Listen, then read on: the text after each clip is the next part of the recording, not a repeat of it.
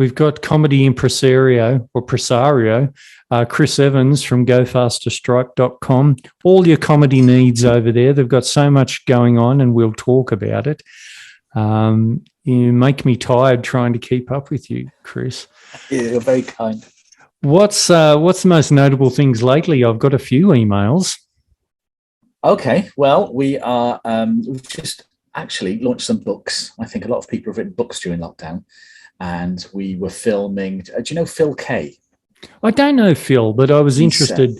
Don't panic. I'm going to share a screen. Don't panic, okay. Mr. Mannering. Yes. Here's Phil. Goodness. There he is. So he's this force of nature that has been around for as long as I've known comedy. He's a genius in a way that he can talk for an hour on no subject at all, but he can also write story-based shows, and we've been trying to film him for years. Since we started, he was one of the first 10 people. I made a list of 10 people, and he was on that list. We finally got to film him in Brighton at the end of last year, and while we were filming him, he said, well, I've got this book that's just sat on my laptop, and I don't know what to do with it. And I said, well, send it in. I'll do it. I'll publish that. So it turns out we're now publishing 3 books by Phil Kay. This is the first one, Quantity Street, and the second one is just being proofread. And then he's got a third that he has just finished. It was finished in between November when we agreed to do it and yesterday when he sent me an email. So there's going to be 3 books by Phil Kay in short order, which is exciting. My goodness, here's the book page. Oh God, yeah. Is that everything at this point in time? Yeah. So we've always done books. When I publish books, you buy. Do you know the ISBN number? Do you have that in Australia? Yes. Every book has got to have this ISBN number, and you can buy them in chunks of 10. And what was the first book we did? I can't remember. Richard Herring's. It was Richard Herring's book called, which is out of stock now. Which it won't be in there. It was just his blogs all put together, and I thought it might be a bit of fun. And we bought this set of 10 ISBN numbers and had them for probably 10 years. And we ran out of them last year. Maybe it was the year before last, and I bought another 10, and we've nearly run out of those now. So things are accelerating in the book publishing side, which is nice. Yeah, that's fantastic. You know, books aren't going away. Nothing's really DVDs going away. I can tell you the DVDs have gone out of popularity. Have they? Books still seem to be, yeah. Well, the thing about DVDs is that you can get a few of them, can't you? And they start to take up a lot of space. I don't think DVDs went out of fashion as much as having space went out of availability. Exactly. Yes. So I have boxes of these things. I mean, actually, look, we are running out of some of them now.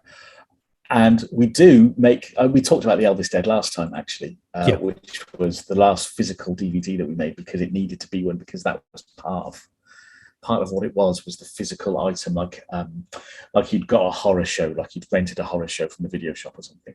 So that's why we did it. We did that one as a DVD. It was more of an artifact rather than something that people were using day to day. I like DVDs, and you know what? I'm sure they'll come back the same way that vinyl did. Yeah, why not?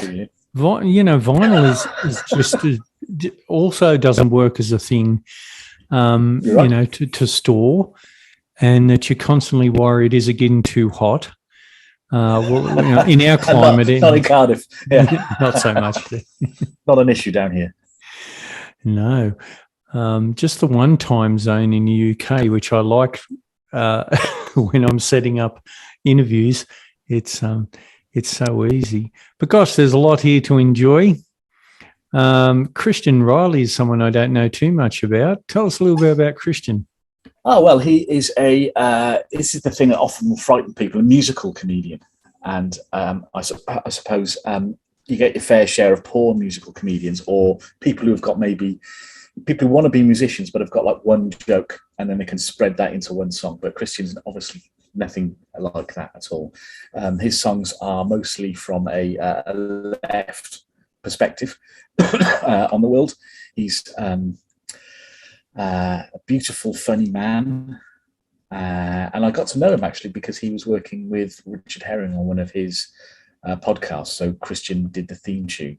And when As It Occurs to Me. And he was on As It Occurs to Me, yeah.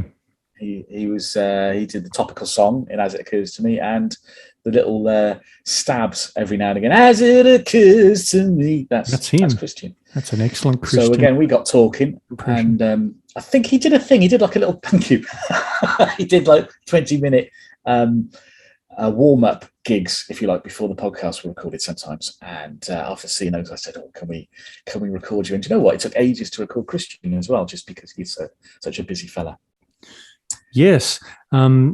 Things really have exploded when they've been able to explode, don't you think? People Absolutely. are certainly keen to get out there and do stuff. Yeah. I see you looking at the next series of... Go on. Oh, I was just going to say, I'm so interested in what your role is in the live streams and stuff like that. Okay. Richard Herring often refers to you lurking in the background and stuff like that. Well, what are you actually up to? Lurking. Lurk. That's what I do. Well, do you know what? Since lockdown, we have been streaming more stuff. So we worked out the technology I can't remember the last time when it was I spoke to you last, but did we talk about streaming about 12 months ago? Richard's stuff. Okay. Yeah. So we had already then started streaming or setting up Richard Herring so he could stream nonsense from his attic room in his house. And it was just lucky. It was 3 or 4 weeks before lockdown. So it was luck that we were there before no one was allowed to go out. And we'd set up a couple of cameras and a laptop and a nice microphone and that sort of stuff. Then we started, when lockdown came in, Richard realised he couldn't do his live podcast in the theatre anymore because all the theatres were closed. So I was involved setting up a system where we could talk on Zoom with acts, but we could record that, and that would be like a live show that would be free to watch.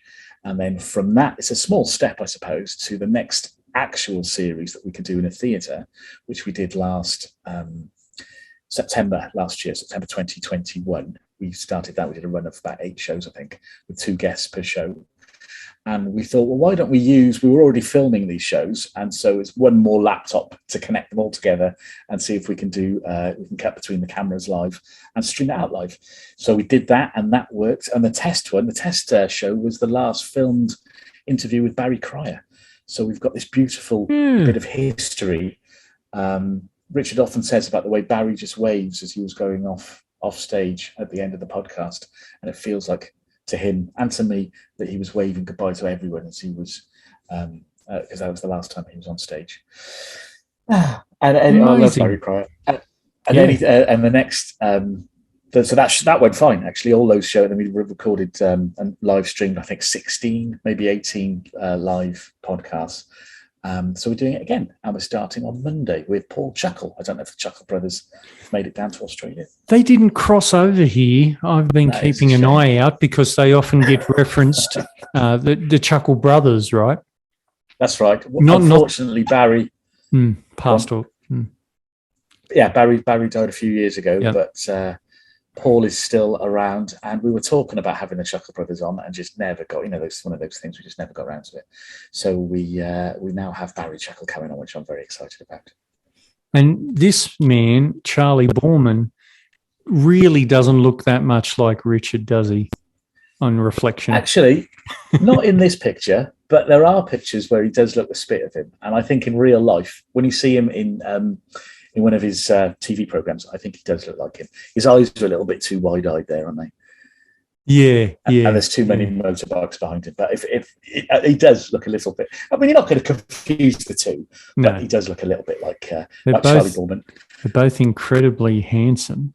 And well, the other guest, let me just tell you, the other guest, Terry Christian, it was always said that he looked like Stuart Lee. He does. So it's kind of an in-joke that we've got those two together. I get it. I get the joke. This man's time has got to be like $10,000 a minute, isn't it? Armando Iannucci. So very nice of him to set aside some time for you. Absolutely. Well, he's one of the guys that has worked with Richard over the years. So the fact that Richard is doing this podcast means he's spending time with one of his pals. But absolutely, Armando. Without Armando, the world would be different. The comedy world would be different, certainly. But the things he does with the thick of it, and what was the version? The Veep, the American series Veep. Yeah, Veep. The satire behind that is well beyond my ken. I'm delighted that he's able to do his stuff on a national stage. Armando, love him. Yeah, he's amazing, and the Armando Iannucci shows. Oh gosh, so funny. He only did 6. I think he only really wanted to do 6, but there's something. It's Friday Night Armistice, right? Well, no, it's just called Armando Iannucci shows. I know the ones. As in, you know the ones now? Yeah, they were. Yeah, I don't think that they were very popular at the time. I mean, I hate to say, but it's probably truthful. But they're so funny. He was ahead of his time. That's why, yeah. He was ahead of his time a lot. And the GFS Club, now we talked about that last time. That's where you get all the greatest deals. The idea is that you can pay £5 a month, like Patreon, I suppose, but then that... I'm always worried about going bust, to be brutally frank with you. And I thought if we could get like a base of a few people that are prepared to pay us £5 a month for whatever it is we happen to do, then their money pays for all the filming expenses. So if I'm going to go and film like 6 shows, which I like to do, I like to film 6 shows in a weekend. If we're getting the cameras out and getting everyone down and paying for hotels, I like to come away with 6 shows. And it may be that we only say 5 of those. But the beautiful people in the Go Faster Stripe Singles Club have given me a cushion, which means I've got enough money to pay for everyone's hotels and hire all the cameras, and I'm not panicking that the stuff we're going to film is going to immediately make its money back. So it makes everything much more relaxed. In return for this, they get everything we do as soon as it's finished. They get in their club houses. You log into their part of the website, and new shows appear there all the time. That's amazing. What great value. They get, well, not only that, then they get, after a year, you get a T-shirt, like a Go Faster Stripe Club members T-shirt that you can't get anywhere else. And badges and pencils and that sort of stuff. Yeah, without them, I think we'd be dead. They're a gorgeous bunch of people. Can we talk about? I'm going to make a 180 there. Can we talk about young Chris and comedy, and how often you went out to comedy? And was I presume TV was your first in and not live? Yeah, exactly. That makes sense. I loved watching. I suppose The Young Ones was the first one that really kind of snared me, and Blackadder was around that time, and there was a little series called Al Fresco that Cambridge Footlights of that time that had Stephen Fry and Hugh Laurie and Robbie Coltrane, I think, and Emma Thompson was in this, like a little sketch show that was superb. Spitting Image was around. Not just TV, there was Radio 4 here would have a lot of comedy on. Late night on Saturdays, they'd have like a little comedy slot that me and my friend George would listen to, and we'd record them on cassettes. And I had one cassette of Radio 4 comedy, so it was the last 2 episodes of whatever comedy happened to be on, and I'd record over it each week. So I've got the last, what's it now? There's a series called Son of Cliche, and I've got the last 2 episodes of Son of Cliche of all this. If I'd had different tapes, I'd have this great catalogue of Radio 4 comedy. But I've got the last 2 from like 1983 or something. Yes, loved that. And then I managed to see live. This is an incredible first thing to see. I saw Billy Connolly, Rick Mayall, and Kelly Monteith all together when I was probably 13 or 14, within 3 months of each other. And Kelly Monteith had a sketch program on TV. I don't know if you know him. He was a Canadian comic that had. No, I don't think he came here. Over. Well, he was over in. He was Canadian, but he came over to Britain, and then he made a couple of series with the BBC. Billy Connolly, I can't even remember how I knew about him. I just thought, I'll try him. He was like my wild card, even though he was, completely established. I didn't know he was. And Rick Mayall was, I thought, the star of The Young Ones for me. I mean, I know that all 4 of them now are amazing, but at the time when I was 12 or 13 when it came out, Rick Mayall was the one that spoke to me. So being able to see all of those 3 just set me alight in a way that comedians, Robin Ince? Yes, not personally. I'm lucky enough to know him personally. He's exactly the sort of man he appears to be on stage. he has just recorded a lecture about his love of comedy. And in it, he describes almost the same steps where suddenly a fire came on. Look at these people. They're the funniest people. How can you laugh like that? How can you feel something within you without realizing how it's come at you? My parents used to I used to watch sitcoms when I was little. And I was watching those thinking, well, it doesn't look like, this is a shame. I don't think I've got a sense of humour because I don't find these funny in the slightest. And my dad would be laughing and my mum would be laughing and I'd like slope off to my room thinking that was it for me. But when the young ones and Blackadder came on, they didn't find it funny. It's just different sense of humour, isn't it? So they didn't find the stuff I liked funny, but goodness me, it was the best everything. So my move from into live comedy, this is the question that's got me right, isn't it? When my move into live comedy was pretty quick after seeing these people on TV. So I was quite young going to these places. And then I was lucky enough when I went to university, there was a really good comedy club around the corner.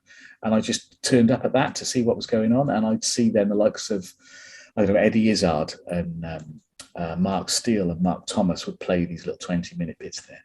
So my the love of what I was seeing then was seeing this a bit more visceral. It was a bit closer. It was a little bit more improvised maybe, or a little bit more in the moment. And at that point, I'm ashamed to tell you, I used to take a little recorder I had, and I used to tape the shows that I saw there, of which I've got a few left. And so maybe that started my my need to kind of keep hold of some of this stuff that was being lost. So the stuff you'd see in the comedy club, that would be, the finest night. But then at the end of it, it's gone. And a lot of people I spoke to like the fact that it would only be there for a moment. That's made it beautiful, like the butterfly that only lives for a day. It's part of the beauty. And I agree with them. And the tapes I'd listened to weren't as good as being there in the moment, but they were still a really good record, even though it was poorly recorded. And of course, I didn't have my recorder out. It was in my pocket. I didn't ask anyone if I could do it. So that went on the back burner then. I didn't record anything once I was old enough to be worried about being caught with a tape recorder in the pocket and being ejected from any of these comedy clubs. But it came back when I was recording Stuart Lee for the first time, the joy of being able to know that the stuff that we're looking at, the beautiful work that we're looking at, isn't going to be lost, just flooded back into me. You're doing great work there, Chris. There's no doubt about you. But I want to talk about some of the sadder times during the 80s. So I'm a bit older than you, only a couple of years. But something that would happen to me, because we had the ABC, similar to the BBC, publicly funded, and, they would flick us your shows for cheap or nothing, I presume, some sort of deal.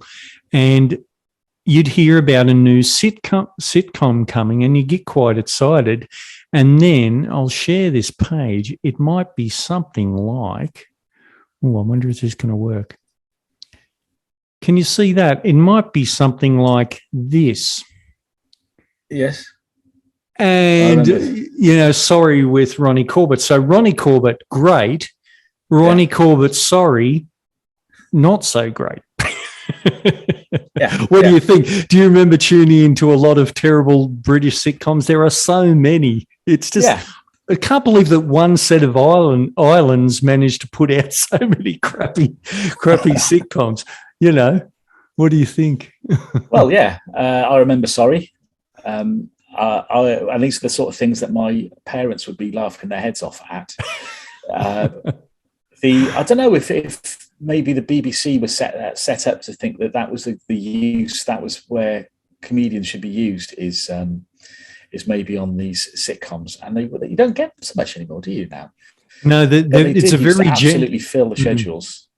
It's sorry, go on. No, I'm just saying that they were very gentle and they were written to be thusly.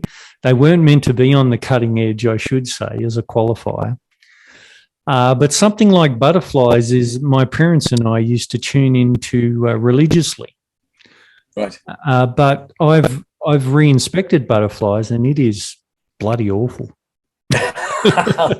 Now, I have not seen Butterflies since, when was it broadcast? 78, looks like it stopped in 83. So I've not seen it since then. I cannot remember. I do remember fancying Wendy Craig, though. Yes. So I suppose everyone's getting different things from these sitcoms.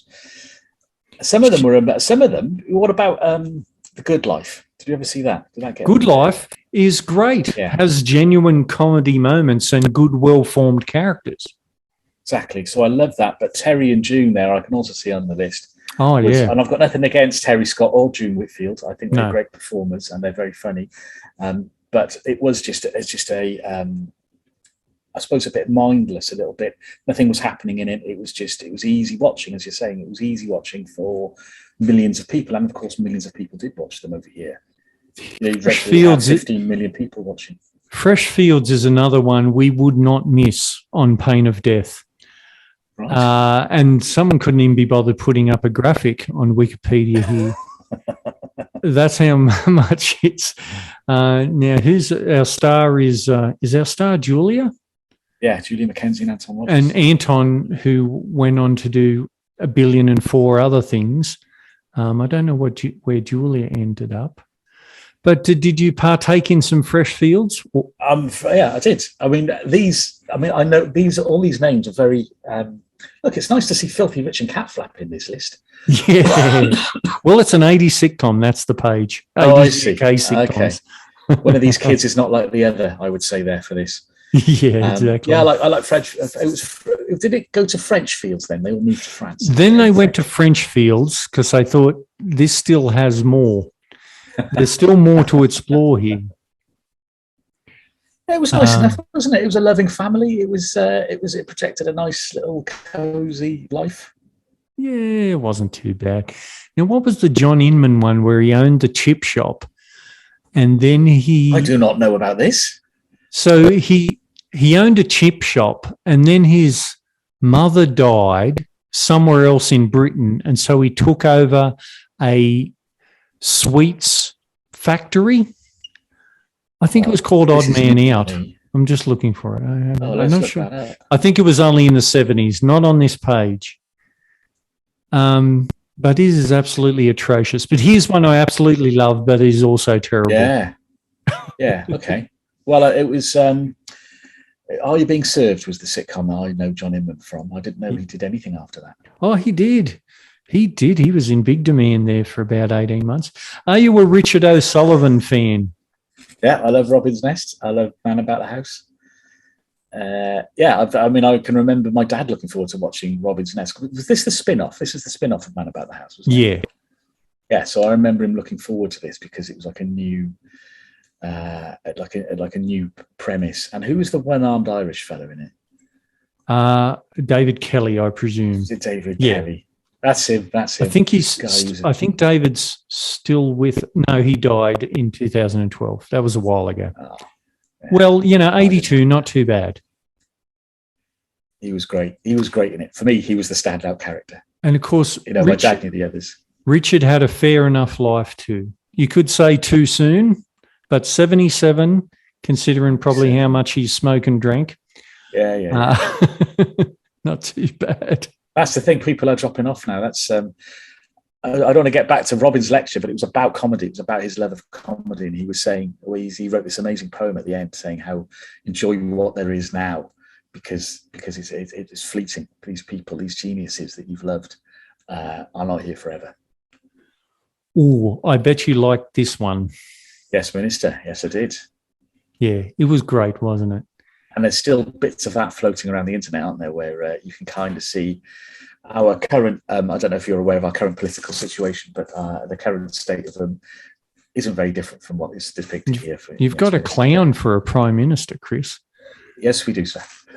I mean, I didn't vote for him, but it doesn't matter. It doesn't matter. He is the corrupt voting system we have. A lot of people say, respect the office, don't worry about the person, but I don't know about that. Oh, I wonder. It's easier to do now that we've got this idiot in, because in the past, some of the Tory MPs that we've had, Tory prime ministers that we've had, I can respect them now from this side of the world. But absolutely, at the time I hated them, but now you think, well, actually, they just had different views to me, but they were reasonable people, but not now. Yes.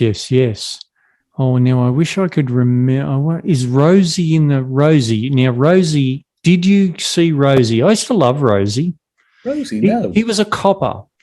Paul Greenwood. Let's have a look at Paul. Oh, he doesn't have a picture. Anyway, he was a copper, but he was a copper that everyone treated like a 14-year-old, and he was the local copper.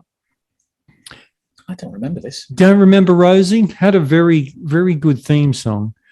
I'm not going to sing it for you. No, that's a shame. I know it. It might have been, my mum wasn't that keen on ITV. So if it was on ITV, it was just a couple more before we let you go and chase down. Oh, this is lovely. I'm enjoying this. Yeah, this is fun. What about this one? This one's absolute class. I loved Open All Hours. I loved it from the very first second. I never stopped loving it. Never let me down. And I knew it was like just a couple of sets banged together, for not very much money. Surely this was winning the Venn diagram of shows that I liked and my mum liked. Anything with Two Ronnies in was okay by her, so it wouldn't be too far out there. He never put a foot too far wrong, did he, Ronnie Barker? Not at all. And he was making this the same time as Porridge, wasn't he? Yeah, he did several things at the same time, as well as write scripts for his own show under a pen name and send them in. They were very good. They were great, he couldn't live forever, but he did live a good life. That's the thing. Yes. Special mentions, of course, to The Men Are Born. Here's one. Can I find one that's another one that's truly awful? I bet there's so many. Now, I have watched on this list. I've watched what was it called again? I just saw it fly past. I'll go back. Red's Home James. I've never seen Home James. It's a terrible, sexist.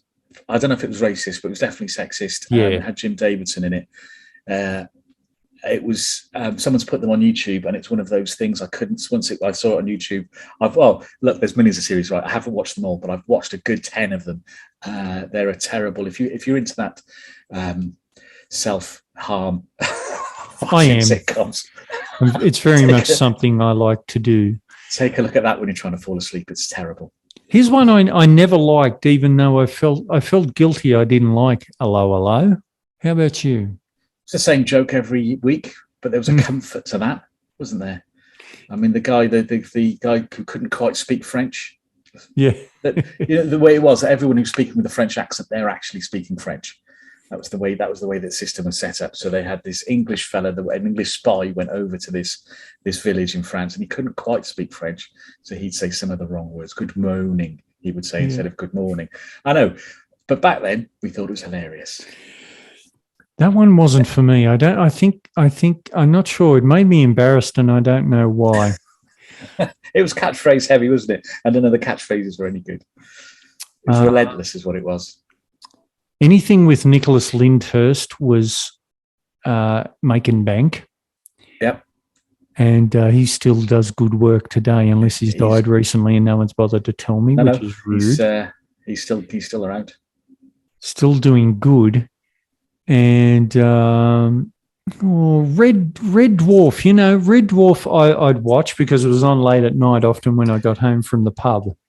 Well, let me tie this interview together. The tape I was talking about, where I used to tape comedy programs off Radio 4, I said the last one was Son of Cliche, which was written by the two guys, Rob Grant and Doug Lehner, that wrote Red Dwarf. I'm going to cough again, excuse me. And this series, Red Dwarf, came from a little sketch that was on Son of Cliche. Oh, wow. It's amazing. So there we are. And if you can get Son of Cliche online, it's should be mentioned in this. If this is a good Wikipedia page, it should be mentioned there, but it's not. It's fantastic. Is Chris Barry a nice man? Some people, opinions are split. Oh, he seems lovely, but I've never met him. Oh, okay. Maybe he just doesn't like doing interviews. He's only 61. He's only a wee slip of a lad. He was on Spitting Image. He was an amazing impersonator. Oh, I did know that. Somewhere I had that in a hard fire, back in the back of the brain. I have met Robert Llewellyn once. He's lovely.